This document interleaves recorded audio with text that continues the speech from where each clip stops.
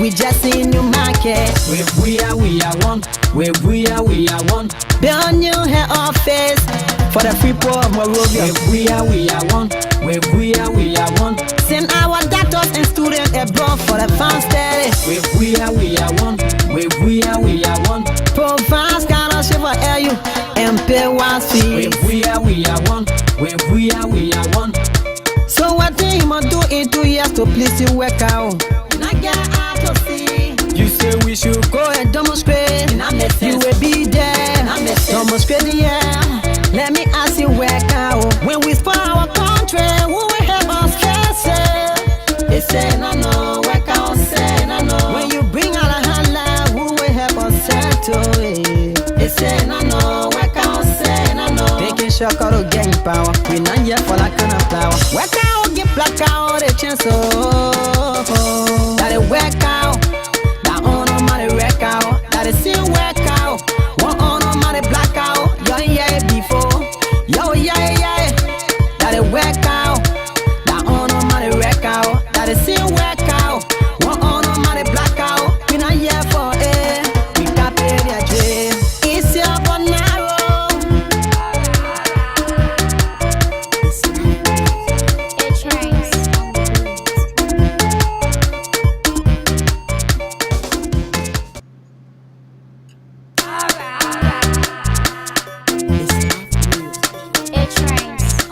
It's your bonaro. That it work out. That on money work out. That it still work out. One on money black out. Yo, yeah, before. Yo, yeah. That it work out. That on money work out. That it still work out.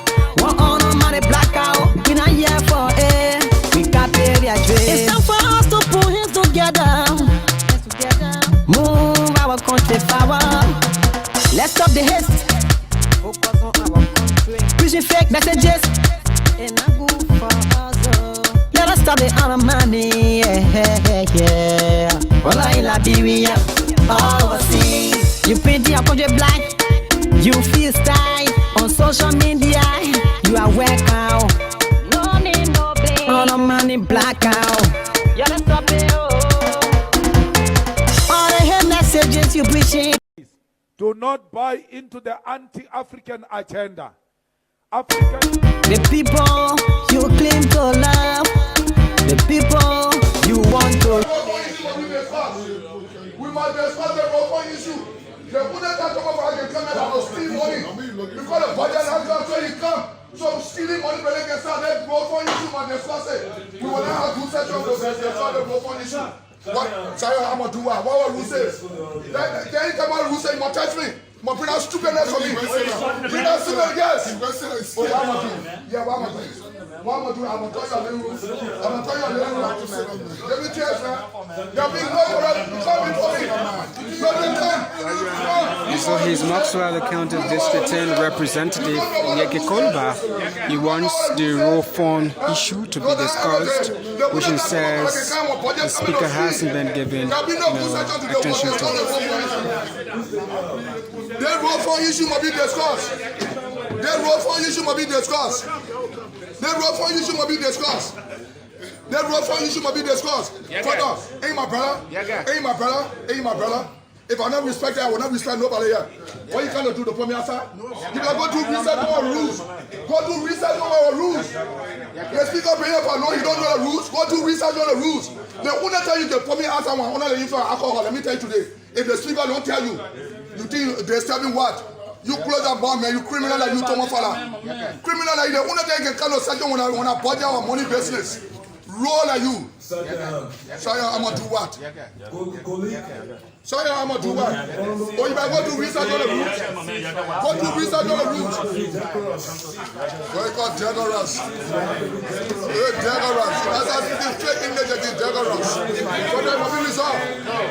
It must be resolved. Okay, I will listen to it, but it must be resolved. Okay, I will talk to it, but it will be resolved. Okay. All right, I'll listen to it. No, I'll listen to it.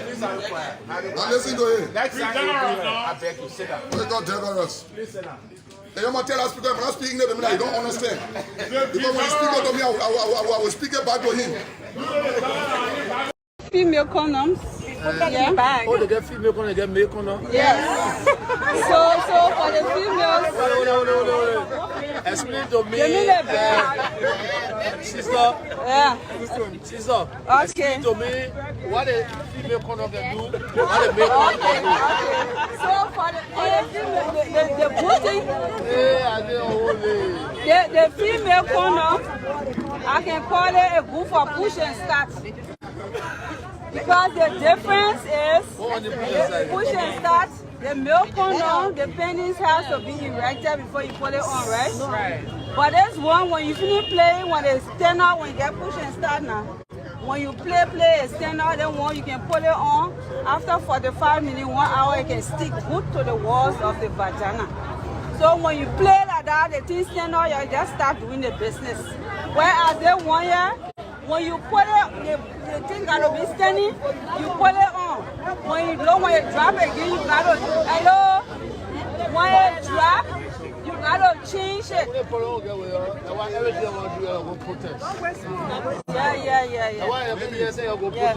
They put on seriously here. Life saving is something that what they explain your cousin now. Why your father up for Yeah, so that the difference there. They want the thing gotta stand. Madam, sorry for the interruption. Yeah. Please explain to me the female condom and the male condom. Okay. So you see the one, this is the male condom.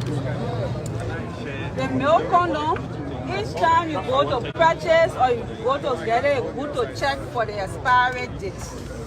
To make sure that the condom is not expired. The next thing you need to check for is the trap air. Make sure that this thing is not broken. The next thing is, most of us like to do the thing in the dark, right? But you can feel in the dark, it got calibration, the place that is supposed to open. This is the place that is supposed to open the milk condom. Don't open it with your teeth. When you try to open on the side, that's the time it can be difficult. But when you open it the right place where it is calibrated, then it's easier to open. When you open it, but one question, when you rush it, how you can look for the period? I know, right? And I want to say you must feel it. Yeah, feel it. Then you feel it. Now, this one, you see here, they got a Chinese hat, and they got. Yes, now I'm very anti-histemic. Okay. I will carry the pledge on. Our pledge in Liberia is entitled. You know, like me, they call some kind of people. People that can make people to laugh. We cry and you laugh. Our pledge allusion to the pledge of our condition of Liberia. And to the frustration and the destruction with the corruption and that in the nation. But one nation who is possible for respect, you are to go on. We that get plenty of children, I will marry in the nation. Okay, then now I and in. I go on is he to go in, no, but why you like you are to go in the country? It wasn't your been talking, he said no. What now you are clean up? The problem we got with the country. Secondly, is Liberia get 3 types of maningo. Guinea maningo, Liberia maningo, and usually maningo. They could have been drowned. They don't get time for the other maningo that are in the country. And now we're having 16 trying Liberia, but I'm trying now. We got 19 trying now. Nigerian people now out there, Yoruba country that Vata, Igbo country that struck up Berin. Then we turn around, we got the one what they call the Fula. Fula country that call with their capital city that Nipo Street, their district that Uminga. And as I tell you now, I will tell you most of the things about Liberia. Go ahead, we're listening. Good friend. I used to go to church and go to mosque. Well, one quick to apologize. You know, and I'm not going to shy away from it. Genesis chapter 1, God created heaven and earth, and he looked down upon his creation and he said it was good. It pleased God. He looked at his creation, he said it was good. Genesis chapter 6, 5 chapters in between, God looked down on the earth and saw the wickedness of man. Genesis chapter 6, verse 6, they said God could regret it. Why he made man? God. Genesis chapter 6, verse Genesis 6. chapter 6. I'll go there. Verse 6. Please go there. Let's go. Be talking. God Almighty, who knows everything in the future, created the heaven and earth and all that is in it, and he looked on his creation, he said it was good. 5 chapters after Genesis chapter 1, Genesis chapter 6, verse 6, God looked down upon Genesis chapter 6, verse 6. Yeah. And it repented the Lord that he had made man on the earth, and it grieved him at his heart. You see here? God, who is God, know everything, the future, everything, got control of everything, can regret why he made man. You say that to me, what? Today, I did not regret why I did not make any move to prevent Musa's ability from leading Liberty Party. I thought it was unfair to Musa and anybody in Musa's situation to deprive him the right to grow in a party. But he has justified everything the public said about him. Musa is a criminal. I can prove it. Musa authored the Constitution of Liberty Party to get us to where we are today. The partisans who were concerned. Do you owe dues? What is due? Musa loves money. He gets it anyway, so he thinks due is only money. Musa is under duress. Musa is working for CDC. Musa's motive and goal is to destabilize CPP so that CDC can get a second chance. And I've said it repeatedly. Nobody who wants growth of an institution in their normal self and love for the institution will go to bed knowing that since you took over an institution that was peaceful, it is no longer peaceful. Senator, do you owe dues? What dues? The party's dues. So what is due? To pay money monthly. So the partisans who are loyal to the party, the ordinary, I will answer that question because in Musa, everything is money. That partisan who gets up every morning and go to the party headquarters and showing commitment, is that due payment or not? You tell us. Thank you. In Musa's mundane, limited criminal understanding of due, Senator, choice of words is important here. Please. But please. I just showed no. Please. Then they cut the interview off. Please, Senator. You got document in your hand that Musa. My friend and brother, how you doing? I am doing fabulous, AB. I'm thankful to my God for giving me the strength, the opportunity, the vision, the courage to be here whenever possible. And I'm happy about that. I want to say to our audience, those who are online, those who will come later, I'm for the poor quality of my voice. I live in North Dakota, just so you know. It'll be back to you. I'm happy to be here. All right. Not to waste much time, we will bring in our studio guest this morning, Honorable Martin Colley. He is a student activist. Currently, he is in the UK. He is joining us right now. Martin, how you doing? Hey, AB, my brother, how are you? I'm doing quite okay. How the UK? Basically, we are coping, though we are worried about the happenings the home front, but give glory to God for life is very important. And I just want to appreciate you and your team for the hard work you continue to do in terms of our people. History is watching.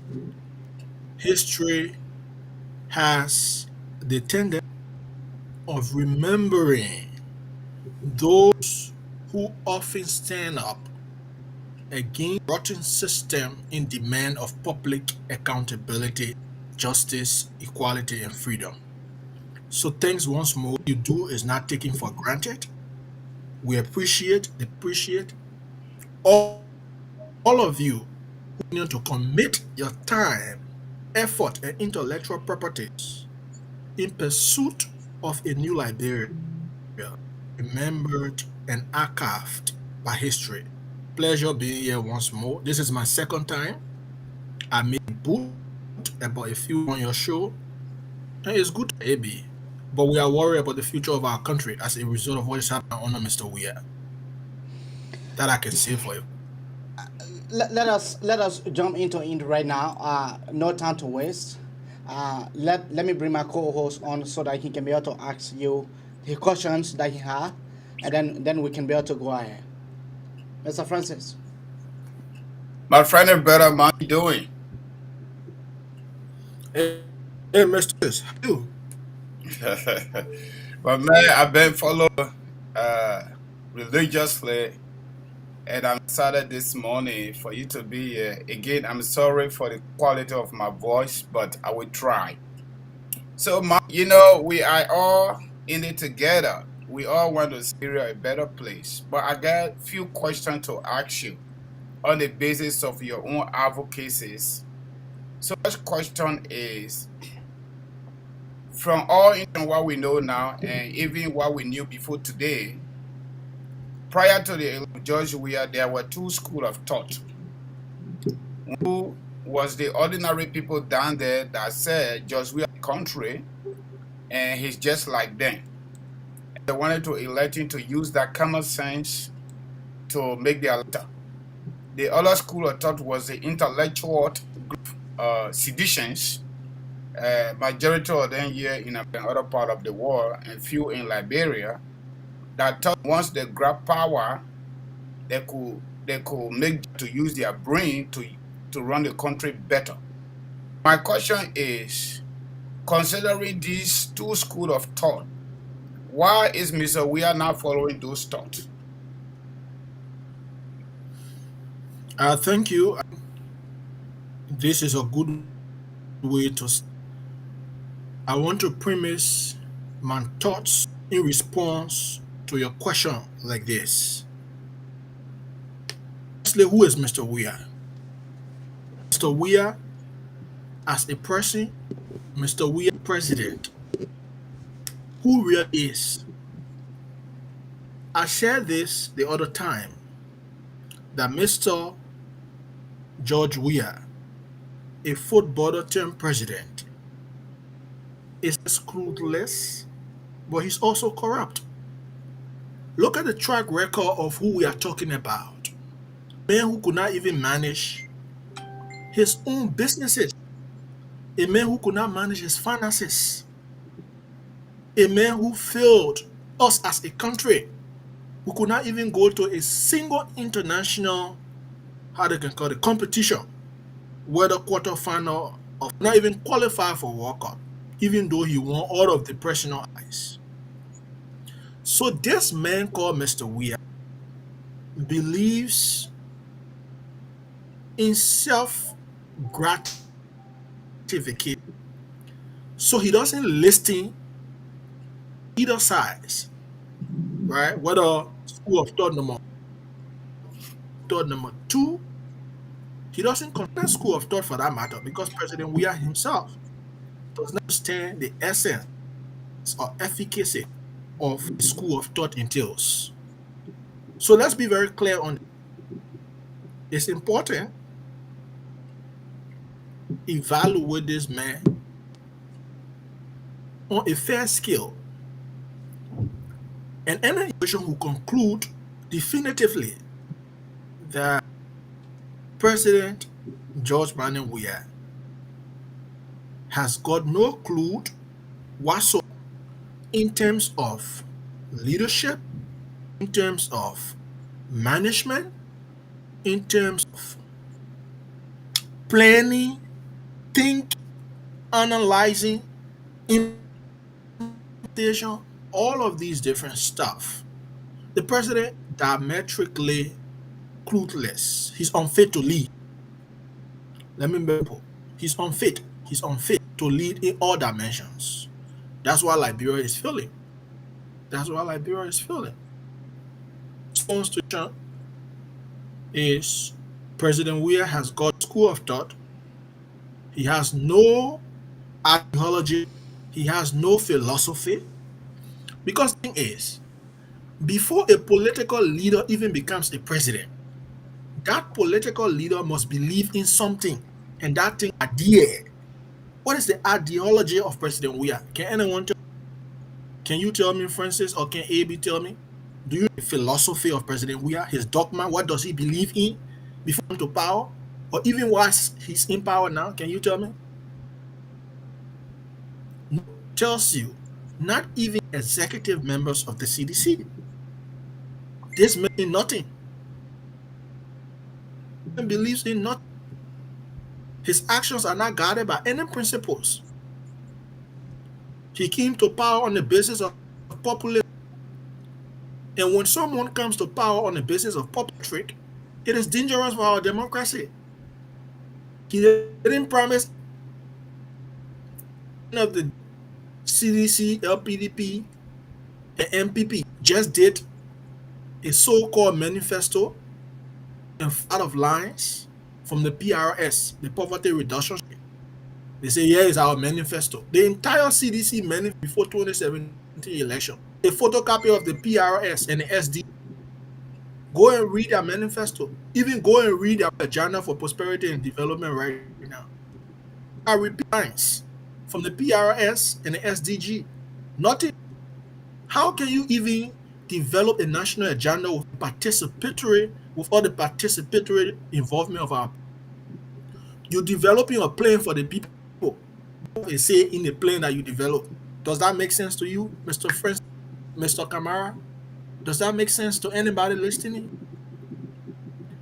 I'm not a student of project cycle management. If you do project management, there's something called need assessment. Student of economics, but I have read a bit of project management, monitoring, evaluation, and so forth. There is something called need assessment. Go and ask project management experts. They will tell you. You can even implement a project or a plan. That plan must meet consent of the beneficiaries.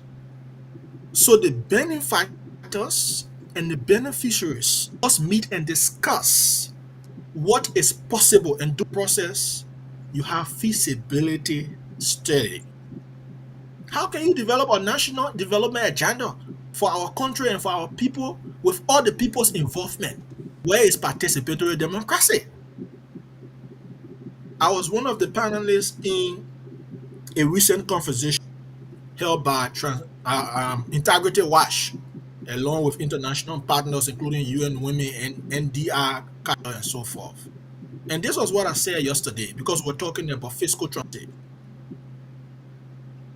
Participatory democracy is the foundation for fiscal transparency. We cannot achieve fiscal transparency when we exclude the people. When we exclude the people from financial decisions, we must include our people at all levels.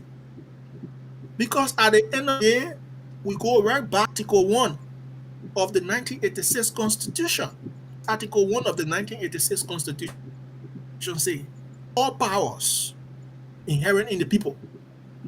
If you have the people's power as governors,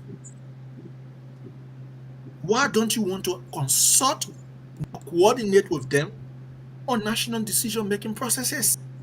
Why you want to take unilateral decisions in their interest? So they have raised alarm about some of these issues. Look, they have handled the national budget.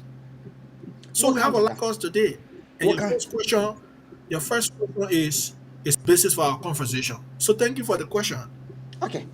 Let me say here, those of you who are watching, we have with us Martin K. and Colley. He is a student activist. Martin, in a time past, I saw you on Facebook calling people credentials, bookers, calling people credentials. Do you really have facts to those allegations that you were making? Do you really have facts? In means people that were saying that they graduated from such university, and which of course was lie. How come that the government did not discover that, But men like you who are selling, you were able to put the teams together for you guys to be able to come up with such facts. Where are we today when it comes to credential management? Thank you, ABN. And quite frankly, this is one of our hold-ups or setback. It is important for us as a country to have a national conversation about academic fraud and malfeasance in public private sectors. Let me tell you this, Abe.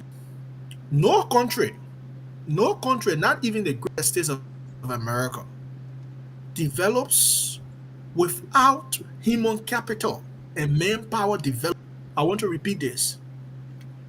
No country develops without human capital and manpower development. That's why it is important for us as a people to place premium on quality education, academic excellence. Because if we prioritize academic excellence, quality education, fair competition, we stand the risks burdening fraud, academic fraud, and malfeasance. And that's what happened in the country today. Education system in Liberia has become a floodgate of fraud. Ministry of Education is corrupt. Higher education issuing accreditations to schools, including universities that are not even qualified a college. So it's totally wrong, maybe, but this is the country we have. So look, I said about a year, 6 months ago, we can't continue to allow this to happen. Since 1987, this country been the way it is because we have had the wrong people in strategic and technical positions. It's to turn the tide around. So formed, along with other colleagues, a strong team of fraud examiners, some of whom have PhD credentials. On our team, the CSCC is a 9-member committee. And we have a variety of credentials. Some have 2 masters, some PhDs. I'm the only person on the team with a single degree. I only have 1 degree. Why should I have 1 degree? Why should I inflate my credential? Why, AB? And this is what's happening here. There are a lot of academic frustrations parading the corridors. And if we beat them out, that country is going nowhere, AB. See what is happening now under President? We are getting absolute result. You know why we are not getting result? Because you have group of fake credentialists occupying strategic public positions. They do not do, but because they submitted fake degrees, fake papers, they were given those positions on the basis of political patronage and partisan alignment. When will we stop this, AB? And Francis, we are 176 this year. Few days from now will be 176. So we are approaching 2 centuries. 2 centuries. When will we stop? When will we end to fraud, including academic fraud? I have said consistently in the pursuit of our advocacy that Liberia problem is a conundrum. And for us to resolve this puzzle, we have to institute some aggressive reforms of policy measures. The country needs a reset in terms of governance. We need to reset that entirely in almost every sector. including health, security, education, social, the economy, energy, infrastructure, be a reset of the entire country. We need to press the reset governance. If we do that, AB, that country will prosper, not only for the few elites, but for all of our people. And this is what we. So again, I want to suggest on this platform 3 major codes in the country to solve our problem. We need academic crimes code. We need the economic crimes code.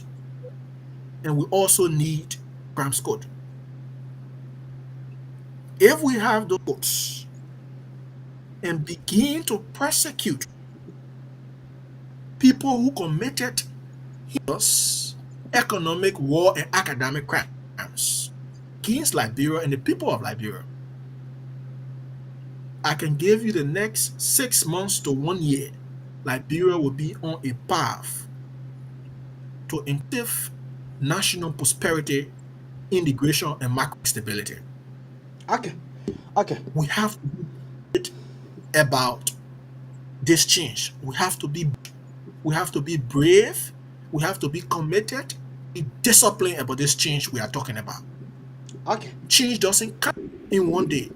It is difficult to come, but it must come. Change is inevitable. It is an inevitable constant.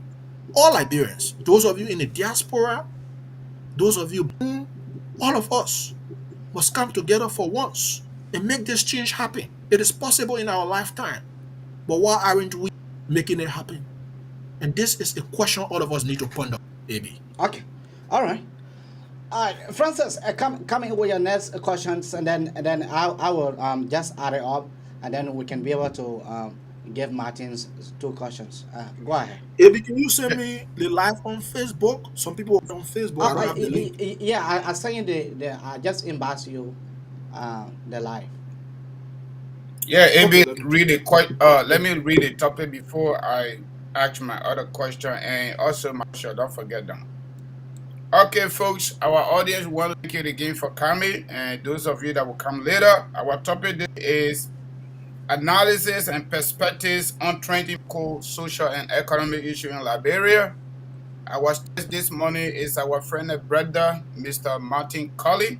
You can give us a call on our numbers so that you can ask Martin Colley questions of your choice. And under that, we are also asking where Liberia headed, especially under President George Mane Weah. This is our topic this morning. Okay. Folks, Kangoma Multi Services Consulting, we are helping community members with immigration paperwork, all family. Just so you know, we got a big news again. President has expanded and extended the DED, deferred enforced departure. So if you came to the U.S., you owe your visa between May 2027 all the way to the time the law passed. Once you were here, you are covered because we are very positive you can prove that you are a Liberian, no criminal background. So that is that. Call us on 266-648-8012, 701-304693. Martin's question is Martin on? Yeah, Martin is on. We observe so many illegal deaths in our country, and majority of those deaths has been having unresolved investigation by the police. And few hours ago, some of our apparatus personnel now have gotten involved with assigned weapon to kill our peaceful Liberians. The recent one happened with EPS officer killed somebody who didn't have an arm, who didn't even have an object. Another one happened a few hours ago. Ozogo was killed by another officer. And so many things going on in Liberia. Where are they, considering all these unresolved deaths, where the first and foremost responsibility of any government provide security protection, happiness of the people, the guarantee of that happiness. What is your take on those? Okay, before Martin coming, let me be able to just add up discussions concerning leges. Concerning leges, leges was to conduct a census far way 2000 and I don't know. Leges was to conduct a census 18. 2018. Now leges again, they have said that there is no money, but money was given to leges by so many donors, those money was cornered, and leges budget, current account, it is negative 28,000. What is your take on those issues? Okay, questions are two. I'm going to begin. The first one, which has got to the tour in Liberia, is increasing every day. And let me extend my earnest sympathy to the grieving and bereaved families in Liberia. These are really, really sad for our country. We are back of terror. Liberia is back to the days of terror. Like Francis said, there is no justice.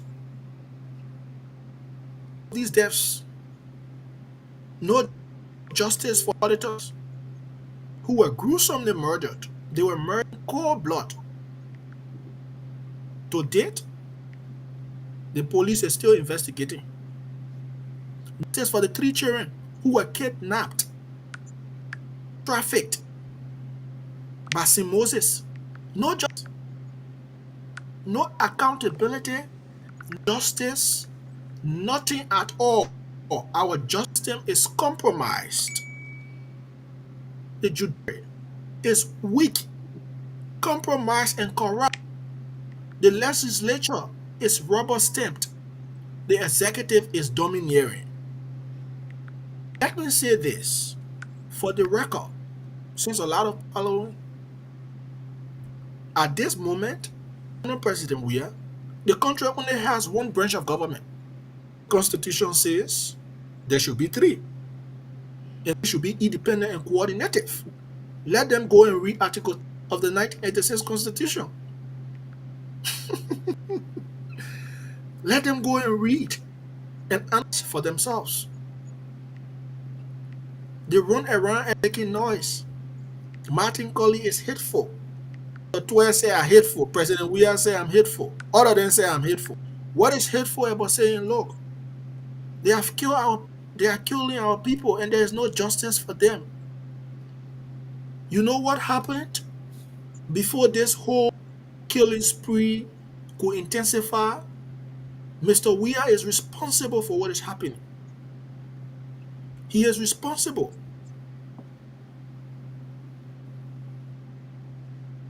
The reason he's responsible is because this is a president who does not even know his function. It is the function to provide security and protection for its citizens. So if this president tells us we should buy CCTV, even though we have no access to electricity, to power on CCTV you need electricity. The entire world dark. Mr. President, how do TV when we don't have electricity to power on our CCTV? President Weah said, if we want to be safe, if we want to be secure or protected, we must buy our CCTV.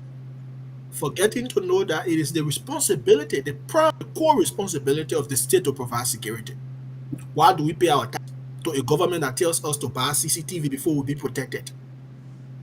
So the statement of Mr. Weah emboldened or increased the case is going on now.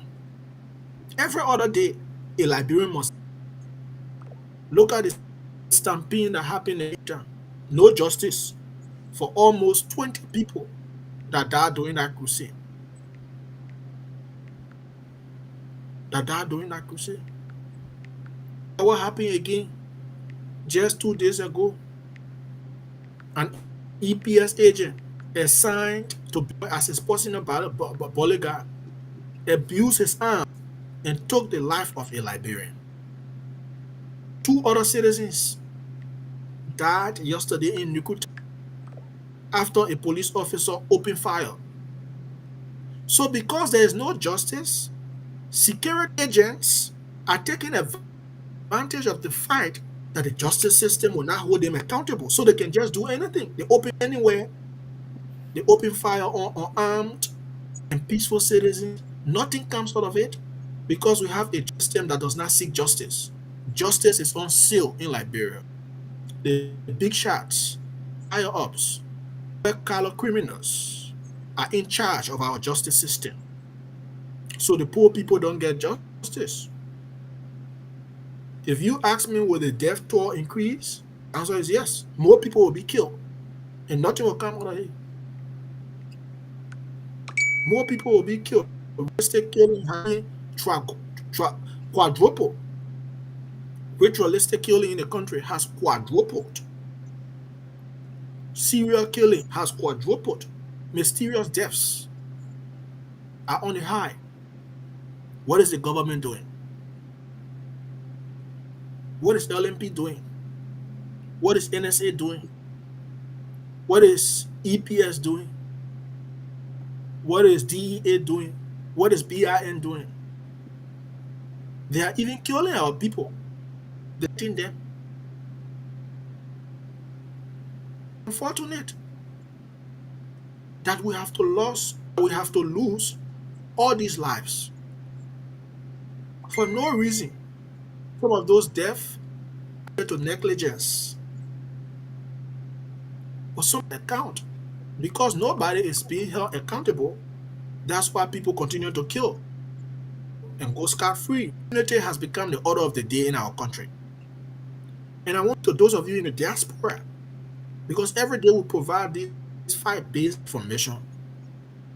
A few pro-regime, pro-WIA enthusiasts and zealous call us. That's the only word. That's the only thing they can say. They say the man is hateful. But I'm raising these genuine issues. Right. Forget hateful. Okay, don't listen to me, messenger. Listen to the message. Say you say the messenger is hateful. Listen to the message that is being portrayed, hateful messenger. So basically, my brother, the death toll in the country is saddened. Liberia has become a crime scene. Liberia has become a crime scene on Georgia. If theft is trafficking, if not trafficking is, so, and these are transnational crimes. These are transnational crimes. That's why we are calling on the international community, the ECOWAS, the European Union, the African Union, embassy near Monrovia, other international partners to help our people out. Our people are, and they are dying like flies. They are dying like flies. I sit in Ezra every day. Those who have killed me in that country. It was God escape midnight. The plan was to execute me. And I managed to have escaped in exile. How can you be running after activists, advocates, journalists because they disagree with you and your policies? This is what makes Mr. Weah government dictatorial. We have a democratic system that is being supervised or superintended by a dictatorial government. The system is democratic, yes, as per the paper, as per the constitution.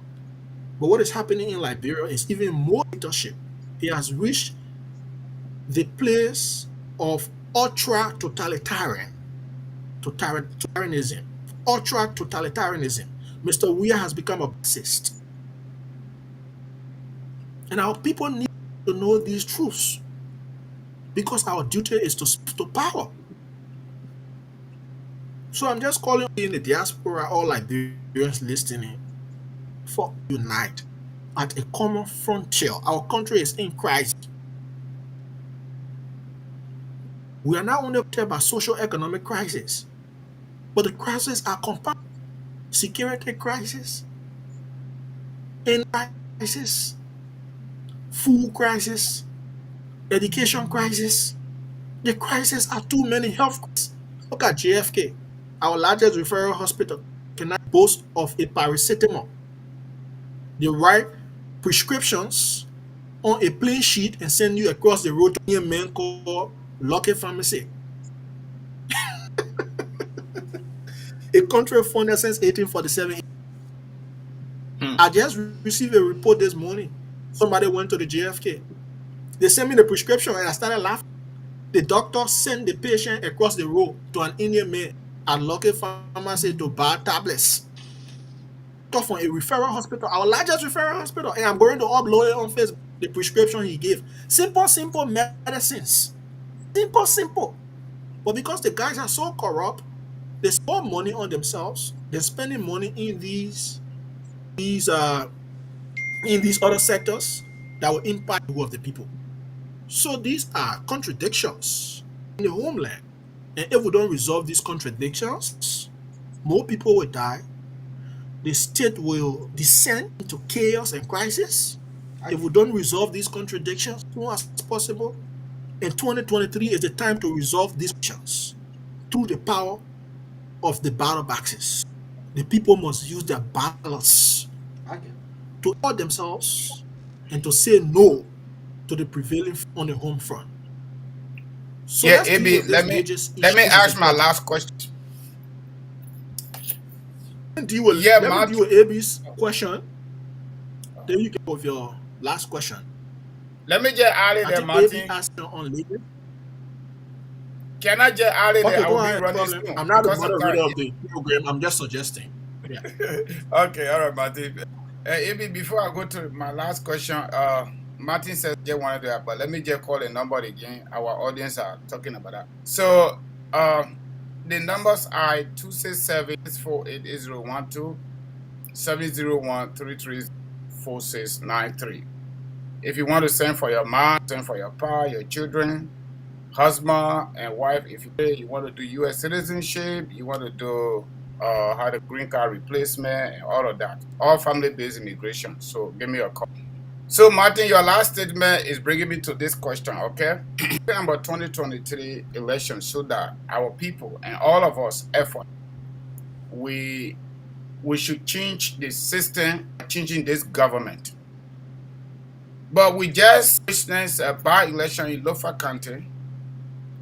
Predicted that Unity Party would have won on the basis of what is going on.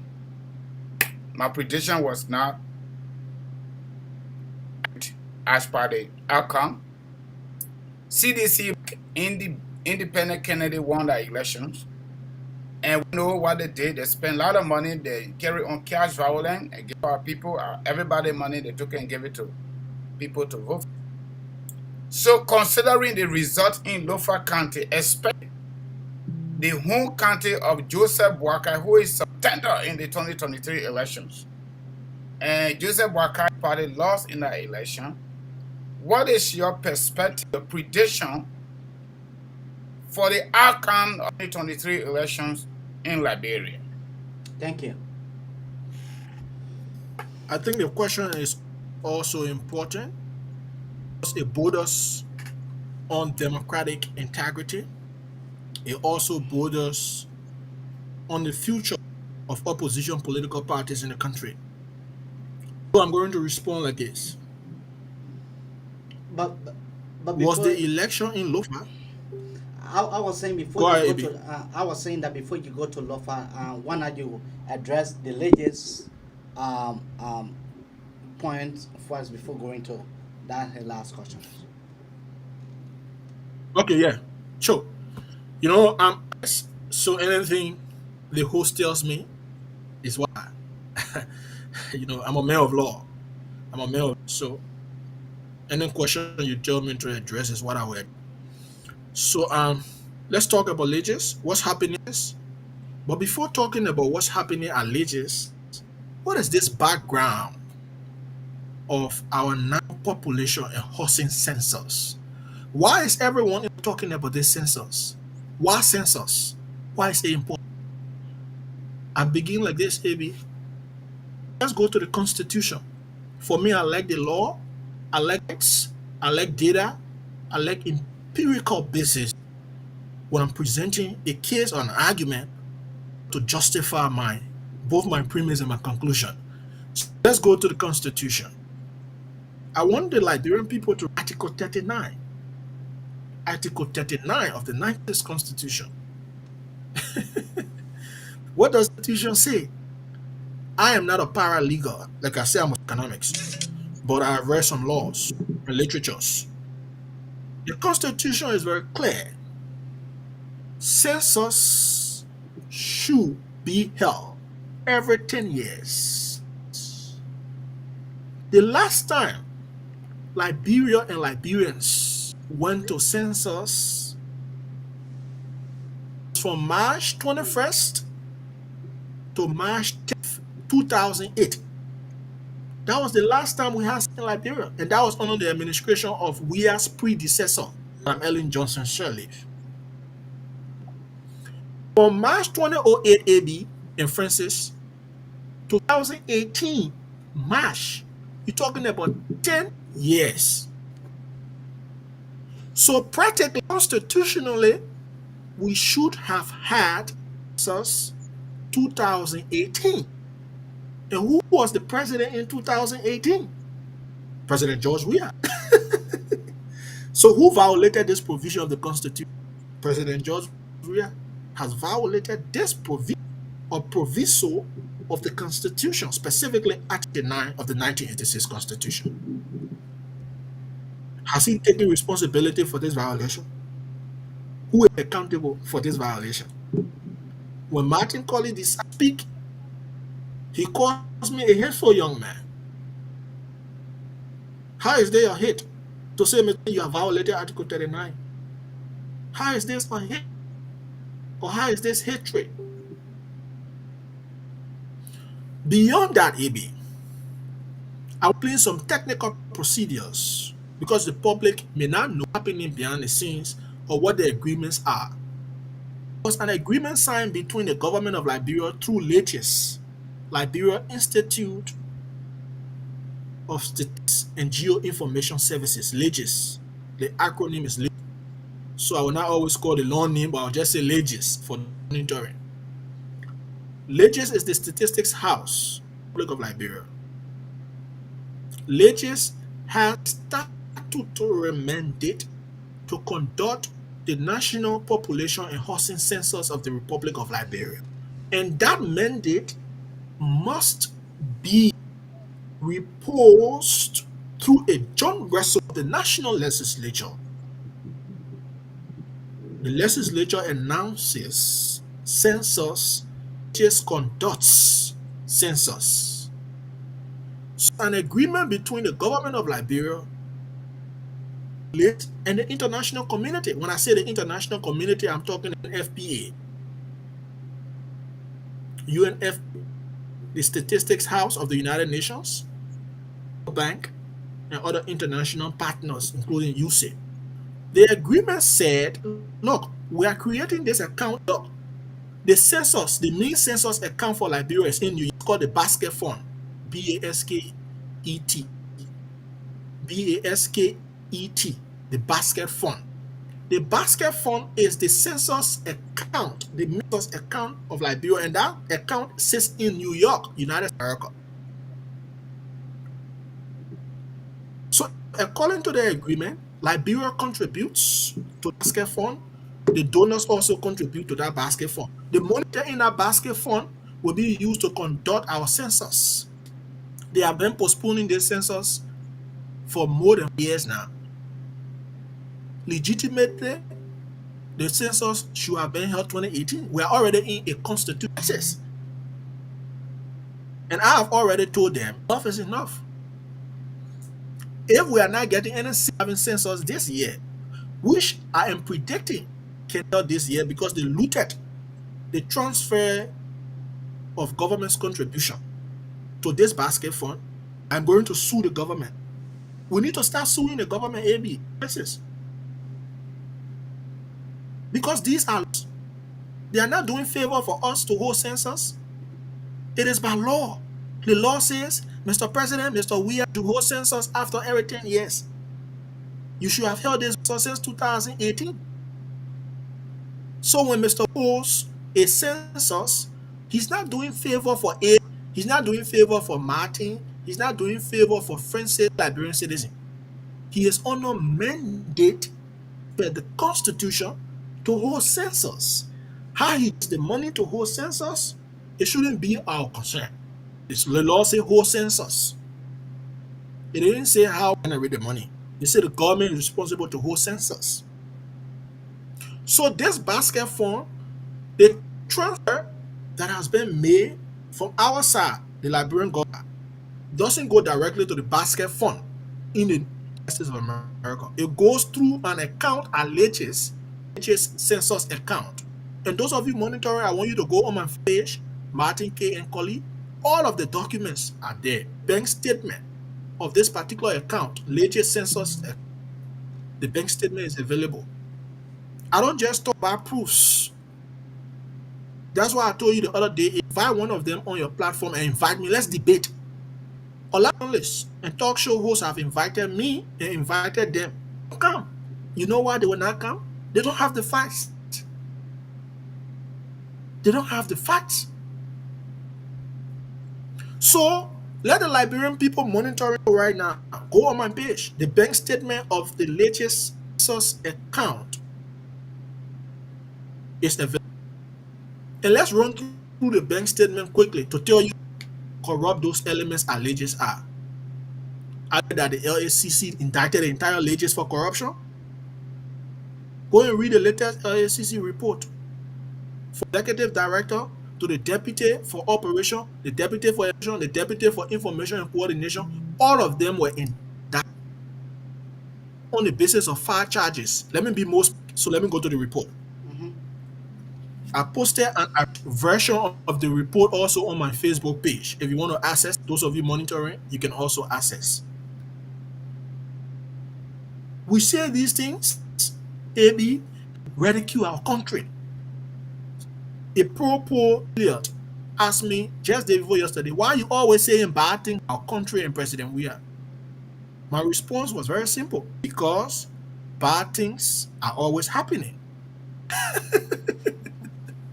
So here's the report from LACC, AB.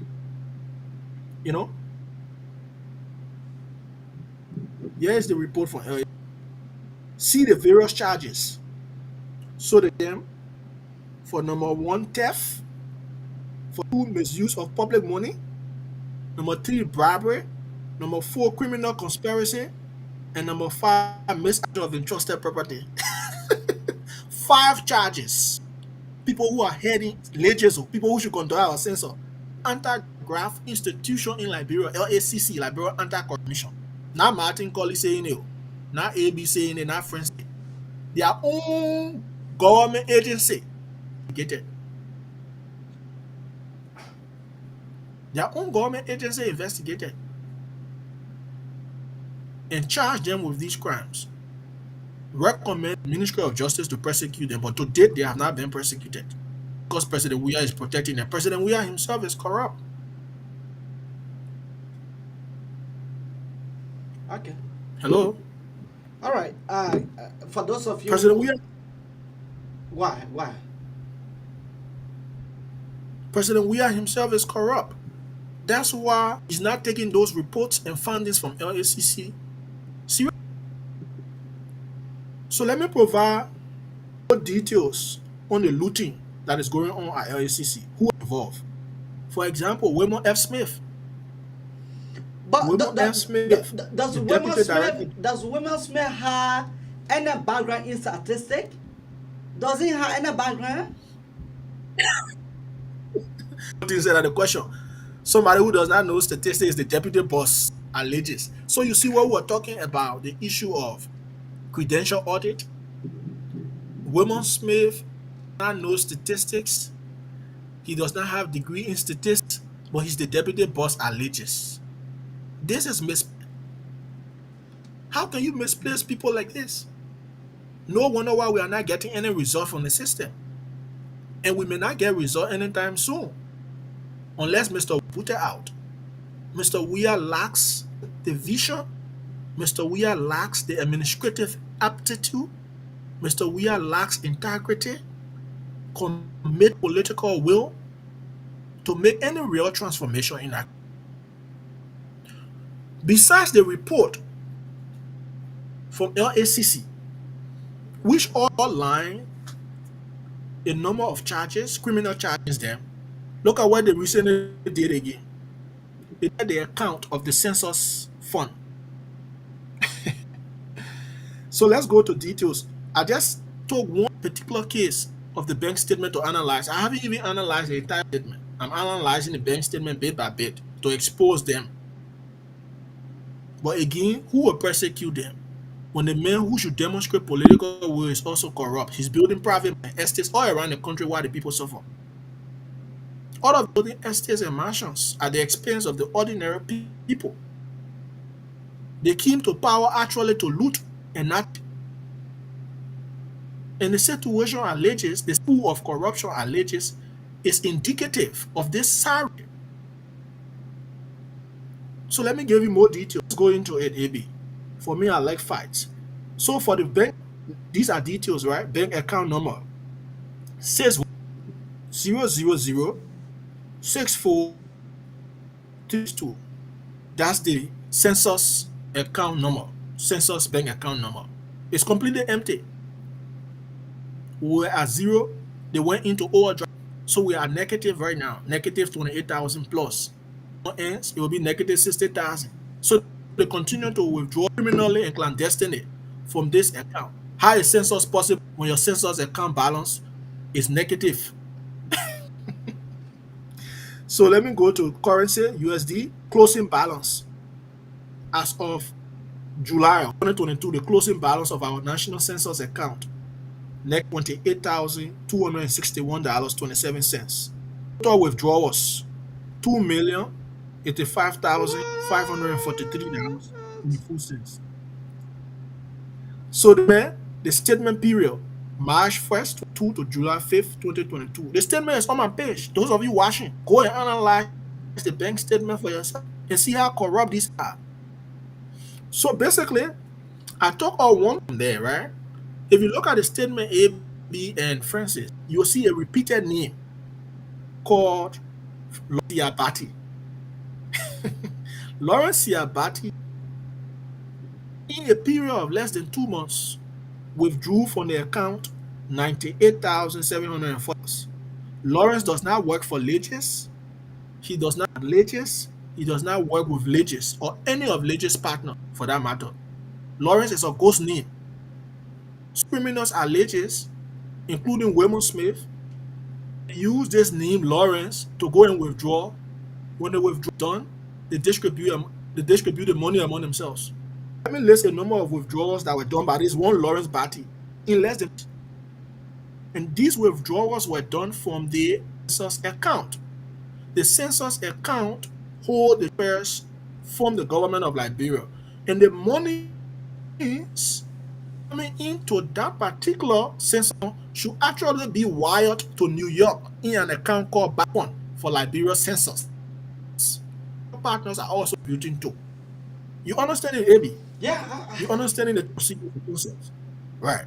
So transactions done by this Lawrence Batty, even though work at Legis, but Wilmot Smith and his bosses are using him to withdraw from the census account, which has gotten us into overdraft as at July 2022. So on April 2022, Lawrence withdrew 4,000. April 20, 2022, he withdrew 1,200. April 27, 2022, 40, he withdrew. So they were just signing checks in the name of Lawrence Batty, and then they take the money, share money. And I see people wondering why we haven't gone to census. We haven't gone to census because of corruption. They put the blame on rainy season. How can you put the blame on rainy season? when we had census before doing Rinizizi. So let's go. You know, the guys are corrupt, baby. This is why they can't move anywhere. So let's go. May 6, 22. Lawrence withdrew 300 again. Withdrew 2,420. May 12, he withdrew 3. May 17, he withdrew 5,800. May 19, he withdrew 60,000. 19. June 22, he withdrew 2,500. June 7, 2022, 15,000. Wow. So the total Lawrence party withdrew in less than 2 months. So we have no census activity, but the withdrawing money in less than 2 months. The Lawrence party withdrew 90,740 United States dollars, almost 100K. Where is the 100K? They will never tell you where is the 100K. Where is Lawrence Batty? Lawrence Batty can be found. You can see Lawrence Batty, but he will have census money. He's a ghost. But besides that, it'll be more to that, right? More to that. Here's the sad reality. They went into another transaction of so-called businesses. Listen to the other business name that withdrew my account. The name of this business is Yahweh Mashkren Enterprise. Yahweh Mashkren Enterprise. So you see how corrupt the business are be enterprise. So fake businesses. Then they say Divine Destiny. The other one, Choppy Group. What do they call Choppy Group? What is this? What is this? So you see the scam, you see the grand scam, latest to deprive us, the citizens of Liberia, from going to census. But here is the downside risks. Every analysis downside risks. And I have analyzed the downside, and the odds are against the opposition. About this particular, and the opposition need to listen. You know, they were in one of the things. I think somebody said, "Oh, Martin, you know, sometimes suggest to the opposition leaders and say, oh, 30-year-old, we can listen to the small ball." That was what one of the men are just 30-year-old. What I meant coming and fast on. Okay, at 30-year-old, but what will happen, what will not happen. And I've told you many times, I've predicted. Predictions are based on empirical basis. Forget about my age, whether I'm 30-year-old or whether I'm 20-year-old or whether I'm 23, and whether you're 63 or you're 73. Right. You have to listen to details and pay attention. Downside risks if we do not go to census this year and we'll go to the election year. The downside risk is an odd against opposition. And the opposition political parties have to listen. They have to listen. The downside risk is that if we do not have census this enter 2023, which is the election year, cities inflate the numbers, and the elections in 2023 will be rigged. What happened in Lofa, AB and Francis? You haven't seen anything yet. Lofa rigging, the rigging of Lofa votes was just a prelude. It was a pretext. If the opposition does not learn from this, then I don't think they can learn from anything. Because this is what will happen. NEC, we have registered 14,000 in district number 1. Now, even though only 4,000 persons registered.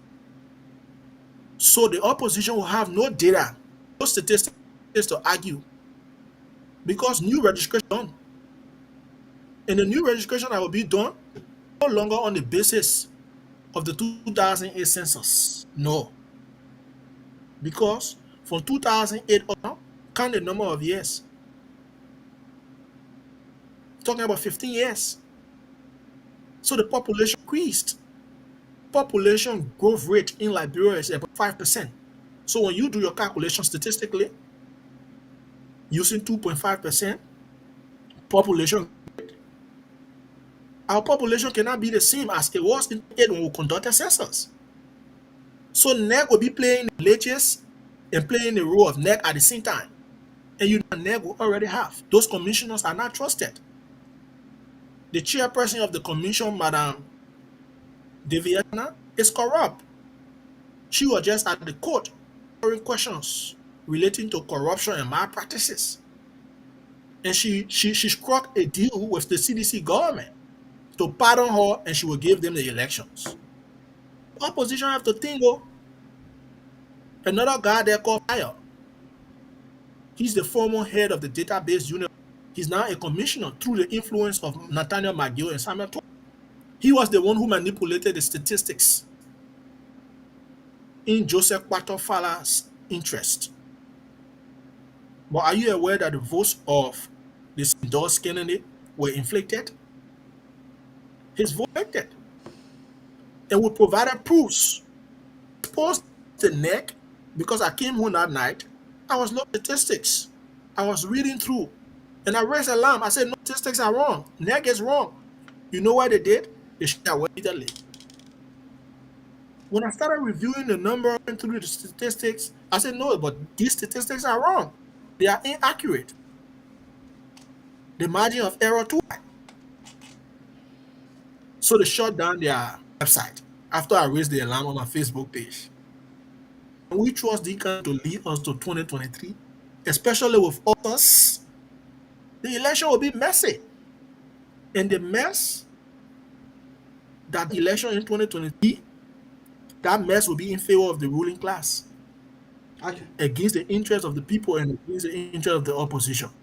Thank so you. This is the downside risk. This is the risk factor. And this risk factor affects the opposition more. It affects the ruling class. And one thing I would like to conclude on is about opposition unity. Probably people are not reading. They need to read political history. What happened in Malawi against George Bittner, the president? What happened in Gambia against Yahweh? Opposition had to come together and unite. What happened in this place, Zambia? Opposition came together. What happened in even Nigeria before we come to power? People are not reading and analyzing history. And those who fail to read history about the mistakes of the past, according to the greatest philosopher of Spain, his name is George Santayana. That's what he said. Why are we not reading historical trends to analyze the present, the future, which is critical to our thought processes?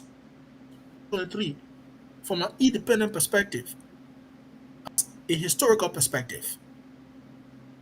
So it is that we, and the opposition meant that we have census this year. Anything less than that, they're losing 2023 altogether.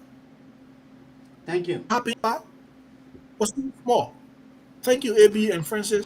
Okay. Our lines are open right now. Keep your call coming on 215-288-8509. 215, once more, 215. The numbers are painted right below. The number to call is 215-824-8124 or 267. The 267 number is not working. Francis just left us. Just to inform our audience, Francis have an emergency, so he has gone there. The number to call 215-824-8124 or 215-266-6509. That is the number to call, 215-824-8124 or 215-266-6509. And you can also call on that number on your WhatsApp as well, on 215-824-8124 or 215-266-6509. That is the number to call. My friend and brother Martin, Liberia, sometimes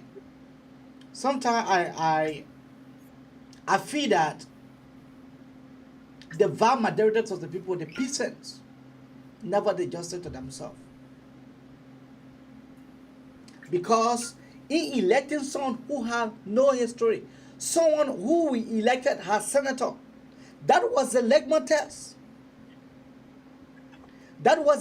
Somebody who we elected as senator, he never proposed any bill, neither in support or introduced any bill on the floor, neither for him to talk.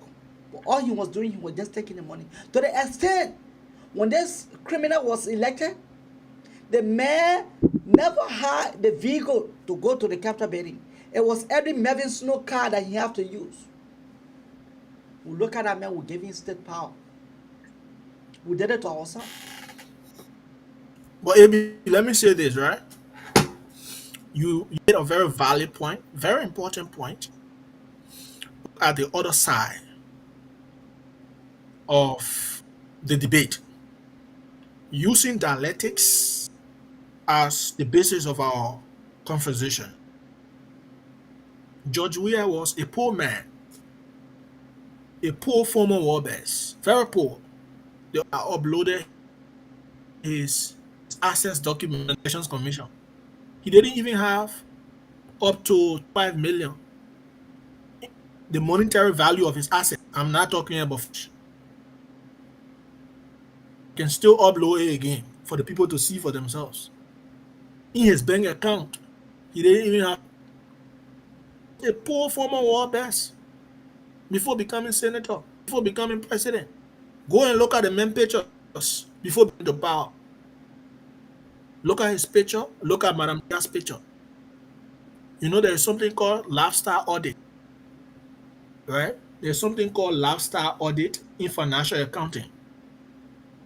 If you want to determine whether McGill and others are really owner of those property they are building, let's go to their lifestyle before they could come to power in 2018. Let's analyze what were their income, they were doing this, which kind of business they were doing, what was the income business, let's investigate their income before they could power. Let's investigate their lifestyle. Did they have their own house even before coming to power? McGill was living in Jemima Wodo College apartment on RIA Highway. He could not even pay rent. Jemima Wodo College. Jemima Wodo College a set of apartments around RIA. He was renting one room. He could not rent. Today, McGill has properties in almost all the counties. That's why I said it, man. The first thing is to conduct lifestyle audit, to grab these elements and put them in jail. Seize their properties, turn those properties into vocational school and health center, or academy for our kids, or ECD, Early Childhood Care Development Program. Turn those properties into public libraries. Look at the duplexes Mr. Weah built. Why he couldn't build those duplexes? His residence on 9th Street before becoming, even when he thought his residence on 9th Street was a dump site. It was a toilet house. Sorry for saying toilet house, but I have it. His residence on 9th Street, I'm telling you, right, was a dump site. Even when he became senator, the place was still a dump site. He could not buy a cup of pin. But today he has duplexes all around the place. His wife is building a company around RIA Highway, compared to the country AB. So let me address the other side on you raise about we are to be blamed. Yes, to a certain extent. But again, you can blame the people, AB. You know why you can blame the people? Liberian politicians have succeeded in people into two different things: poverty, illiteracy. So they come to power. I'm not even talking this set of politicians, right? Politicians. This has been a routine. Politicians come to power after they are voted by the people. The people down in poverty, in election. When election is coming back, after stealing millions of dollars, $2 and share among those illiterate and poverty-stricken people. That's political routine in Liberia. So sometimes you can blame people, AB. The people are hungry. The people are treated. If we had an enlightened society, but poor, at least we would have made wise decisions. For example, if our people are enlightened, they are conscious, even if they are poor, vote. But the people are not enlightened, right? A lot of the people are not enlightened. We are struggling and fighting the other programs to educate the people, to tell them what you have is the power, is your future. Because of the people, that's why a lot of our people are self-conscious. But politicians, level Liberian politicians, those people should remain in poverty, and remain in power and continue to use them as kind of force. And this is the barrier we need to break. We need to educate our people. We need to enlighten them. We empower them. When we give them enlightenment, we should autonomically empower them. So to certain we have gained political liberation or political independence, but we are yet to gain economic independence. And when you are not economically independent, AB, even your political it will be compromised. So don't blame the people, AB. For me, I don't look at it like that. I don't blame them. That's why I work very hard every day to educate them. To some extent, we are politically independent to the ballot boxes and vote. It never used to happen before. That barrier was broken in the 80s. We never had the opportunity to vote before. Now we are voting. So to a certain extent, we are politically independent. But our political independence has been compromised because we are not economic. You know, in political faith or in economic political philosophy or political economy, there are two different structures of the society, right? You got a substructure and you got a superstructure in economy. The substructure is the base, and that base is the economy of the country. The structure is the political system. So the political system sits on top of the economic system. So if the economics is weak, how can your political system be viable? Let's talk political economy. Basically, what's happening in the country is structural. So what is needed is structural reform in the education sector, in the health sector, the security sector. We need structural reform. Hold on. Kora, go ahead. Okay. Kora, go ahead. All right. This is Abraham. I'm calling from Norway. Go ahead, Abraham.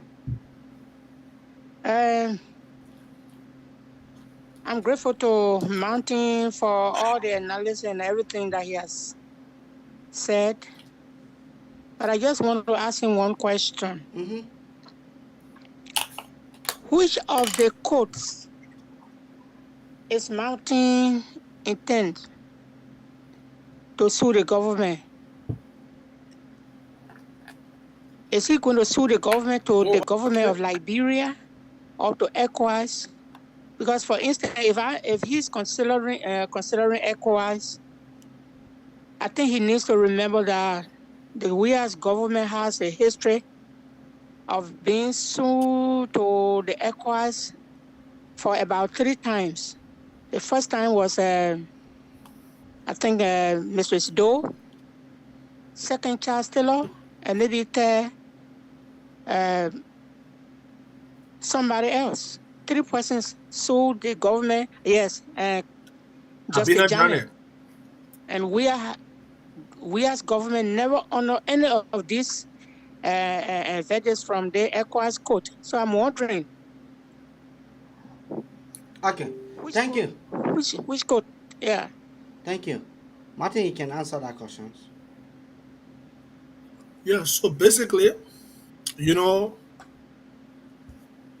if you ask now AB and Francis, including the caller, thanks for his question, very important. If you ask me right now, say, Martin, do you have confidence in our court system? I will tell you no. Already no.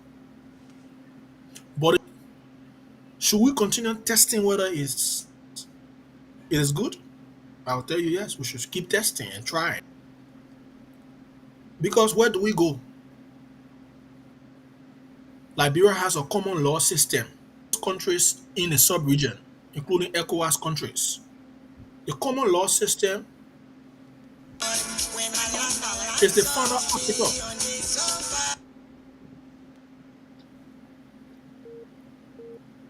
Honor common law doctrine in the context of jurisprudence or legality. The court is the arbiter, the Supreme Court. Supreme Court is not arbiter of justice.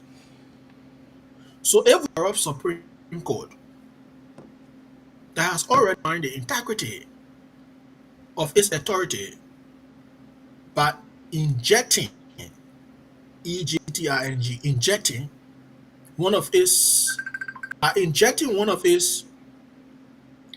Justice Janet, then it means we can't trust the court. Look at the report from the United States government on our judicial system. The report is damning. The report said judges corrupt, they can collect bribes. And the report was confirmed by the Chief Justice. Okay. So basically, the point I'm getting is we can never stop trying the court system. If I'm trying the court system, then that means we got to resort to jungle justice. And I'm now a fan of jungle justice. Okay. I don't believe in violence. I don't believe in jungle justice. So we'll continue the system and see whether it works. Okay. However, I still do not trust the court. But we'll put them on record because there will be a new day in life. A new day very soon. Okay. Now take another caller. Caller, what is the name and where are you calling out from? Yeah, my name is Randall Francis. I'm calling from Philadelphia, Pennsylvania. Go ahead. Yeah, Martin, I just really want to say thank you to Martin. I've been following this young man many times. He's actually doing very well for our country. He tried to team. Caller, what is the name and where are you calling out from? Yes, hello, Abby. My name is Amos Bowman, and I call you from the UAE. Go ahead, Amos. Okay, thank you. I listened to your studio guest, Martin, and of course, giving his analysis and view on so many issues. But I made some comment on the show before calling. You know, it's sometimes laughable when people are out of government. They tend to insult the Liberian people in intelligent ways. I heard him say the society, the Liberian people are not enlightened. I mean, they elect somebody who is a fool. And those are the same people you claim that when you come to power tomorrow, you will also need their vote to get to where you want to get. I guess Martin was in Liberia a few years ago before leaving for study. And of course, insulting the Liberian people intelligent, we haven't known fully well that, I mean, the vast majority went together to elect this individual, Ambassador George Weah, as president. Okay. There are a few things that if you are not in with the government or the part of the government, you should agree with the government. The government has so many things that they achieve in our country today. Okay. So, okay. I mean, a blunder, you make a statement, and it's laughable when they're out of government, they tend to be smart. But Martin had not been in government before. I understand. But Martin had not been in government before. People get on platforms, people are right. Yeah, Koro, I'm sorry, I have to cut you off. I'm sorry. Koro, go ahead. Go ahead. Are you talking to me, AB? Yes. Oh, you want me to repeat my questions? Yes. Okay. Once again, as I said, my name is Bwakai Randall Francis, and I'm calling from Philadelphia, Pennsylvania. And I was just telling Martin, I said, he has been doing pretty well. He continued to do pretty well for our country. Mm-hmm. I followed this young man all of the time. His contribution to our country, actually, it needs to be applauded. But I have questions in mind. Mm-hmm. And he make it clear. He just make it clear. He make some seating points. He said going to election in 2023 without a census, this alone is a problem. Number two, we all know, this is an open secret, that the commissioners at NEC are all handpicked of this government. Number three, the result of the just ended Lofa by-election is a clear manifestation and indication of what we're going to see coming 2023. Also, I'm insider of this regime. Senator Prince Wyatt Johnson has predicted that the 2023 election will be rigged. So what is your question? And so my question here is, history has proved to us that rigging election, particularly in Africa, leads to anarchy and chaos. So my question is, what can we do to prevent what we just experienced a couple of years in our country that brought us to this point? What can we do as Liberians to prevent this? Thank you. Martin, I will let you for you to answer that, then we'll go back to our phone calls. Yes, so let me answer that quickly. There are a number of things we can do. Number one, guarantee the rule of law. Hey, Ebi. If democracy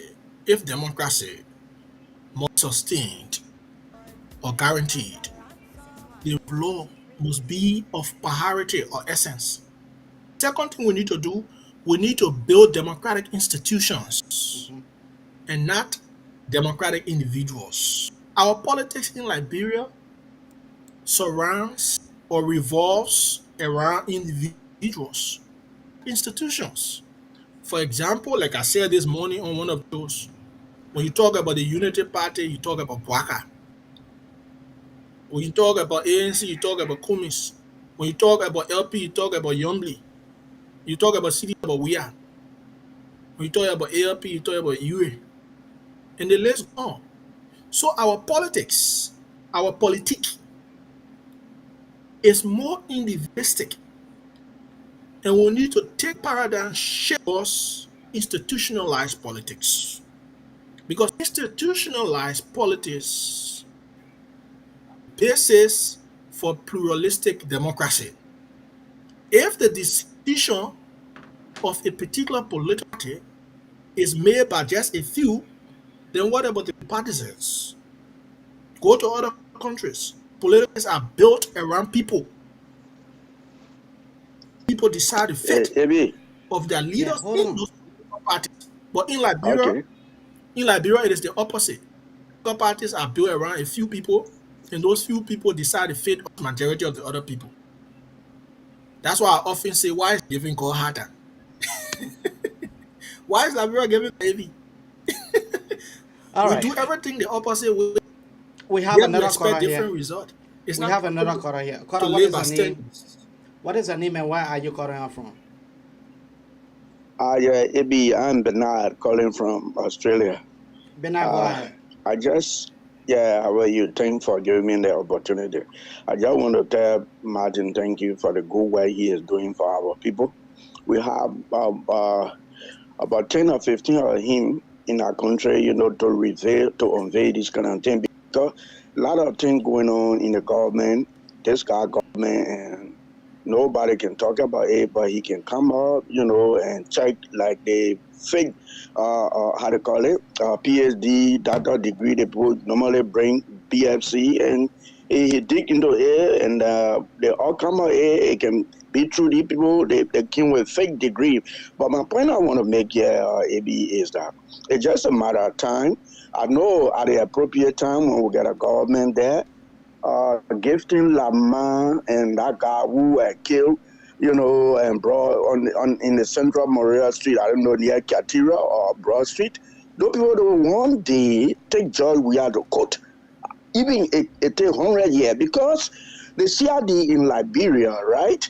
Any common person I get made that statement after the death of those two people immediately say, that boyfriend and girlfriend, those people they were going to be incarcerated, so that they can show they prove where their boyfriend and girlfriend happy and the two people die. But because Joe, we are indispensable, right? The government is in here. But I know Joe, we are setting in that one day he will be called to either to the National Bureau of Investigators in Liberia or any NSA to give statement when you no more in power. That's why I just wanted to say, brother, thank you. Thank you. And you guys keep the good work on for our country. Thank you. Thank you. Now call the other caller.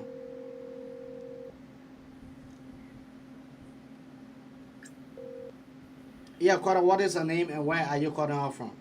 Good morning. Good morning. Oh, AB, thank you very much for taking my call. I don't know what I stay on the line, but thanks for inviting Martin. AB, you have to step away from your receiver. Whatsoever TV that you have on, you need to step you can get me clear. You can get me now. Am I clear? Yeah, you are clear, but you need to move away from that receiver. Okay, let me see what I can call up my TV. Hello, am I clear? Yeah, you're clear right now. Go ahead. You see, if you when you be telling us say Liberian people not smart or Liberia is a place, people don't want to accept what you're telling us, but that's the fact. When it comes to job, we are AB. Liberian people are not smart people. This man made $88 million in his career. In less than 10 years' time, the man was broke. Why Liberian people not asking the question why this man was broke? When they arrested the mayor investment in Maryland, we saw the clip on CNN. Two of them were in handcuffs. They seized everything about her in this country. Money, houses, they took. Uncle Sam took all from him. You know, people say, "Oh, the man can't he can't come to the White House." As a president, when you visit the United States, you don't even go to the White House. You come here to look for a business partner. But why you think he can't come here? The people know him to be a drug dealer. When he came here address the United Nations, they could not allow him to go to Staten Island because of his record. And nobody, no Liberian has figured this thing out. Your team just took that $88 million and spent it on women or drinking. No, the money was seized. AB, they seized everything of his in this country. So I just wanted to make that clarification. Okay. They took all his money, brother. Thank you. Thank you. Yeah. Martin, I think we are about to end the show. So for this point, I will be able to give you length of time for the last 50 minutes, so you can be able to go ahead and be able to tell the Liberian people what you think. Yeah, so AB, thank you. I appreciate. We have more time to engage. I've really been, you've contacted me several times, and you know how I am. Busy with hustle, busy with school, busy with advocate, a lot of stuff. Busy with research, busy with a lot of stuff. So when I had this small opportunity, I said, AB, we have to do it. Yeah. We touch a lot of subjects, but I hope we could touch economy, the current debt stock of Liberia, and at that level, we are hitting an unsustainable debt level now. Explain this to our people and break it down in the context of debt-P ratio. Because if the people don't know the money they're borrowing to build their private properties, they're putting us in debt. Mr. We are today, as of 2023 or after 2023. But he's borrowing a lot of money from multilateral partners as well as domestic creditors. So we must not allow him. We must put a check to borrowing.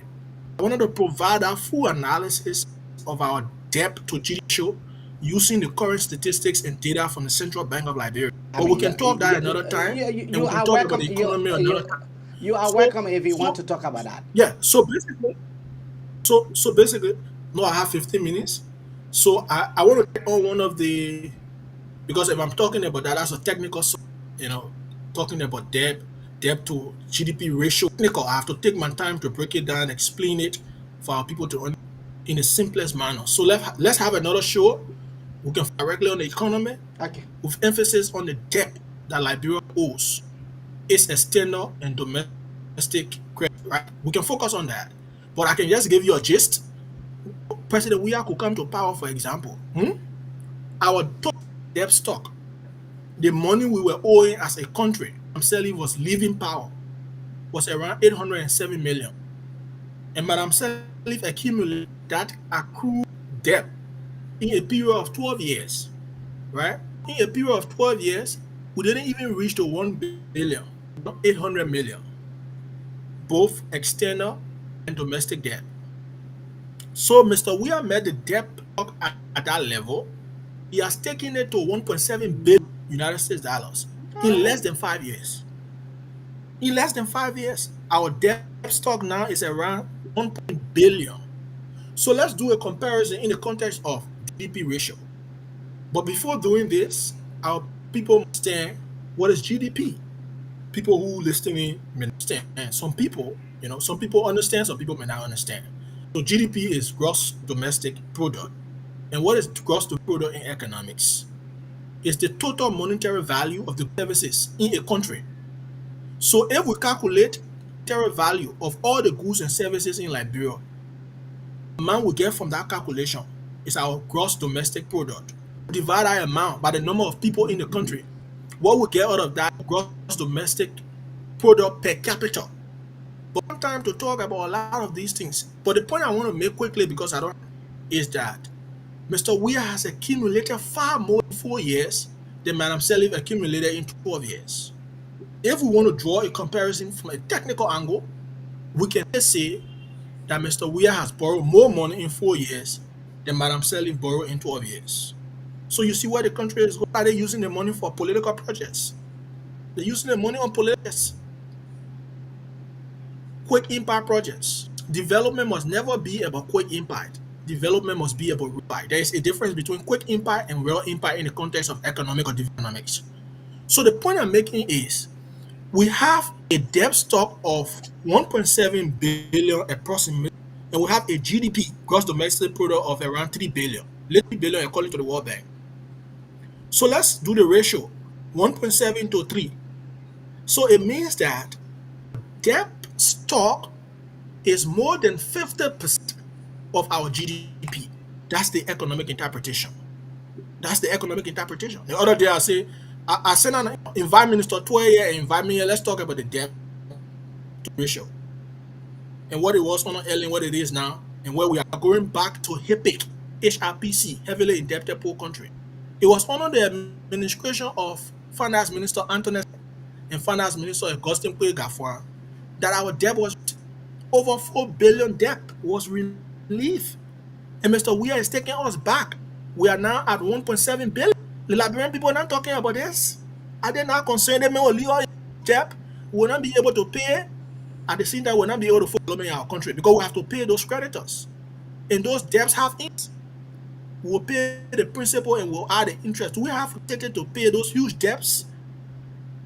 Do we have to get the legislature is sitting there like a dummy horse, allowing the men to borrow millions of dollars in our country's name, build his private mansion and estates? They are saying nothing about it. Liberia does not have the capacity to pay those debts. We are reaching an unsustainable debt level. And this is dangerous. But when I thought these things, they say are hateful men. That's all they can tell me. They say the men are hateful men. He's hateful.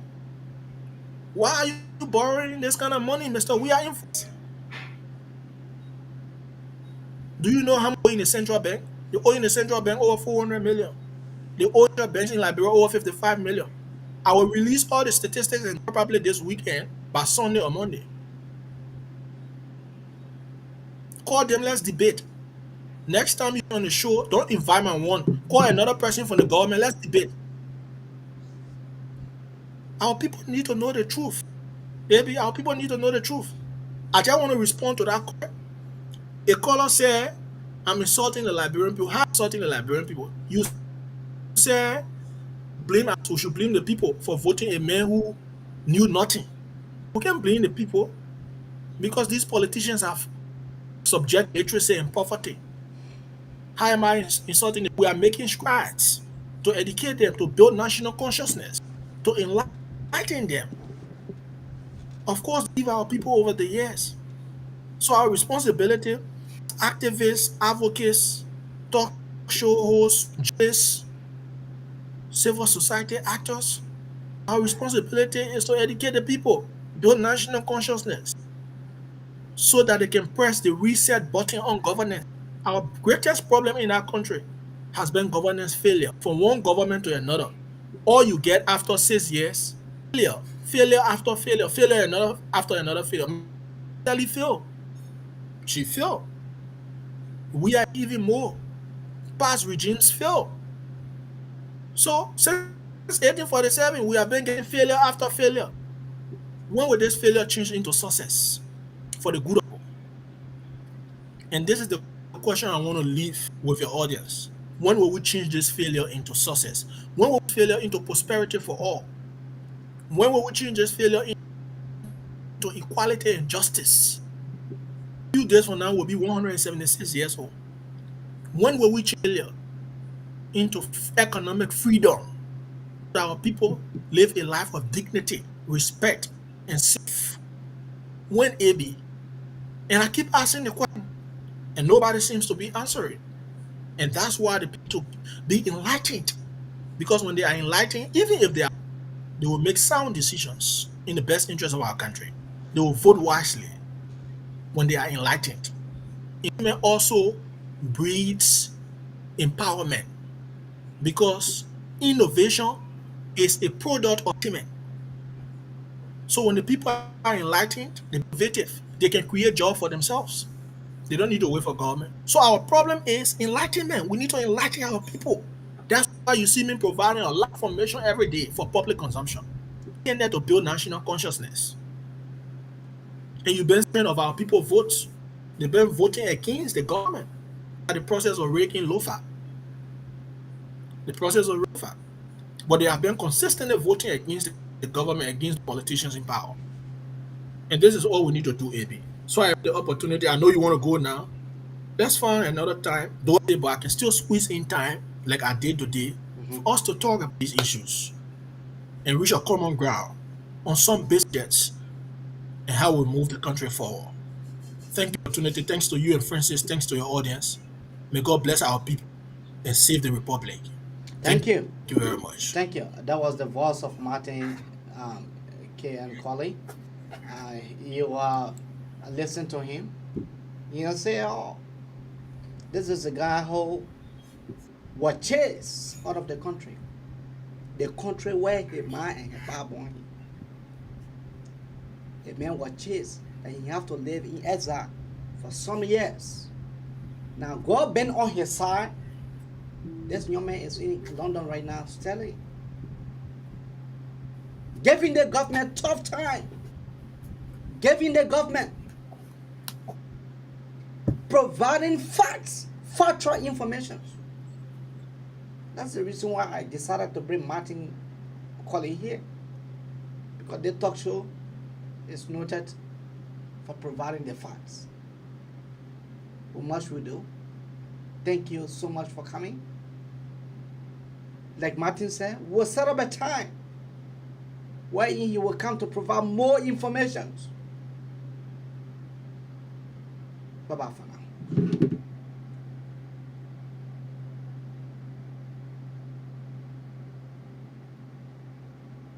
You know.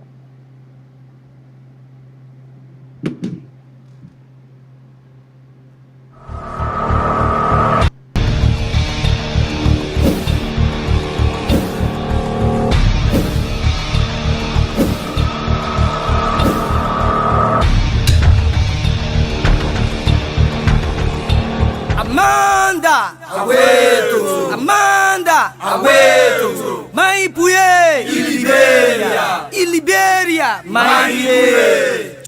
That's how we'll let to come to the very end of the magnificent Abraka Talk Show. See you when I see you. Bye-bye for now.